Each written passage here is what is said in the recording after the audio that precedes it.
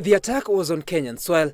The target was the US Embassy. The perpetrators were the Al-Qaeda jihadists, but the biggest casualties were Kenyans. In that attack, at least 218 people lost their lives. At least 4,000 more were injured, several of them sustaining serious injuries, losing various organs of the body, and today they have scars to show for it. Of the dead, 213 were Kenyans, 12 Americans and 1 Rwandese. So whatever they valued was it. Julie Ogoye was and still is an employee of the Teachers Service Commission. The commission that time was housed at the 25-story cooperative house whose glass walls were shattered, causing injuries to occupants and road users that day. Julie lost an eye. I noticed this eye was hanging somewhere here along my nose. I think at that point I collapsed. I couldn't remember anything else.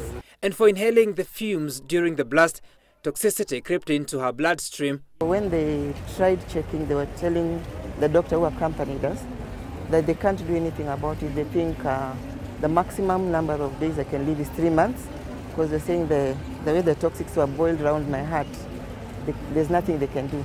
Julie represents hundreds of the wounded that sustained various degrees of injuries.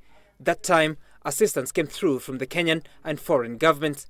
Personally, I think if I didn't go to Germany, I wouldn't be here, and I couldn't afford it. That was done by the US government. Then as time went on, they started disengaging in different stages. Having survived a recommendation that she be retired on medical grounds, the resilience to fight for her life has kept her. Still, the 20 years have not taken away the toll. We are also struggling, but the other people are struggling worse than us and have no income. And some probably have died because of that. They had no other alternative.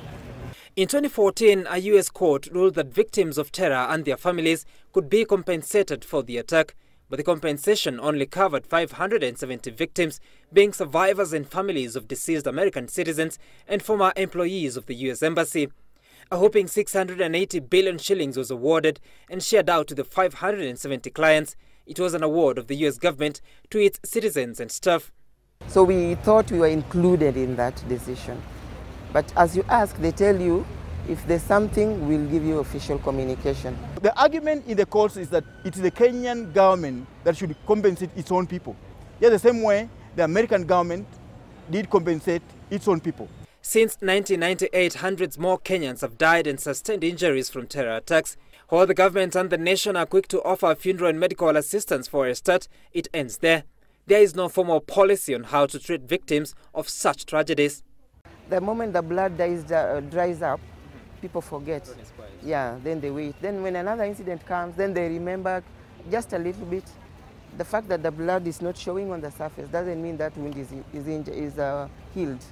It could just have been cleaned up at the top, but there's something still festering inside.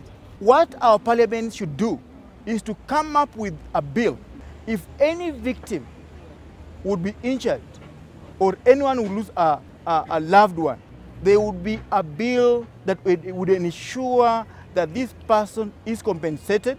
It may be 20 years and maybe majority of Kenyans have moved on since that terror attack in 1998, but not the families of the victims whose names have been inscribed here.